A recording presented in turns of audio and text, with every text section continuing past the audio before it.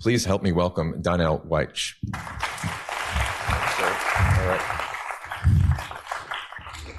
I actually decided to change my talk. Its new title is Cities Built for Kids. So here we go.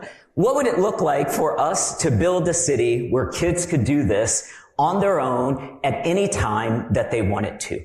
That's the picture that I want you to hold with me as I walk through just 13 slides.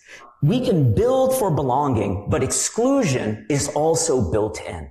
It used to be very obvious. We only want white people. This land is only dedicated for white folks. So you knew you shouldn't move there. It was a sign. It was helpful.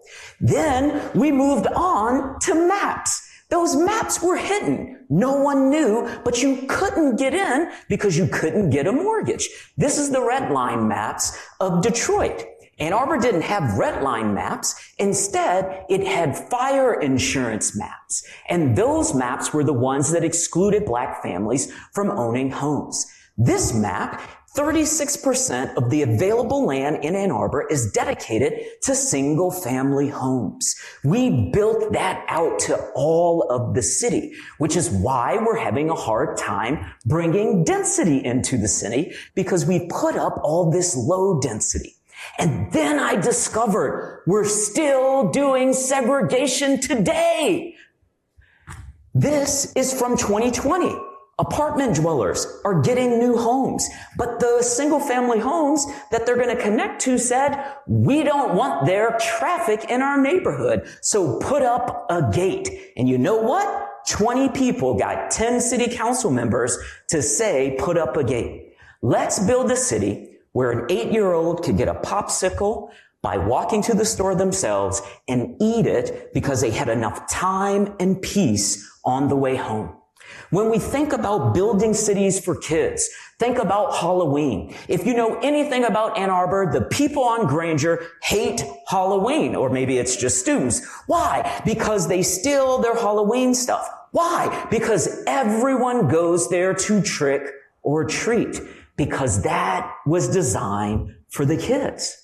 Kids in our community have to do this a lot. Walk alongside of cars. Why? Because in the city of Ann Arbor, we have 144 miles of sidewalk gaps. And our neighbors have decided to say, even though we have a millage to pay for those sidewalk gaps, we're going to politicize it. We should only have sidewalks on one side of the street, not on the other.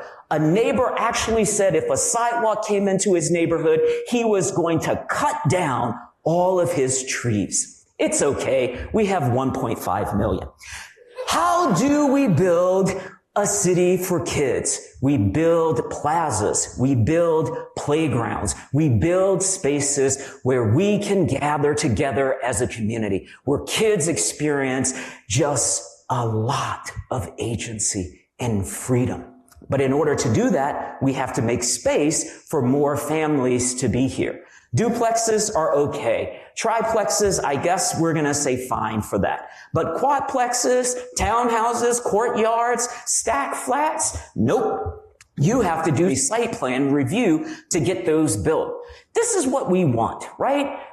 Gene talked about Jefferson Market. Washtenaw Dairy is another one of those places that if it stops, it goes back because it is non-conforming. But this is what we want. We want our kids to be able to walk to something like this. And I believe it's possible, because if we want belonging, we should build it. I'm done.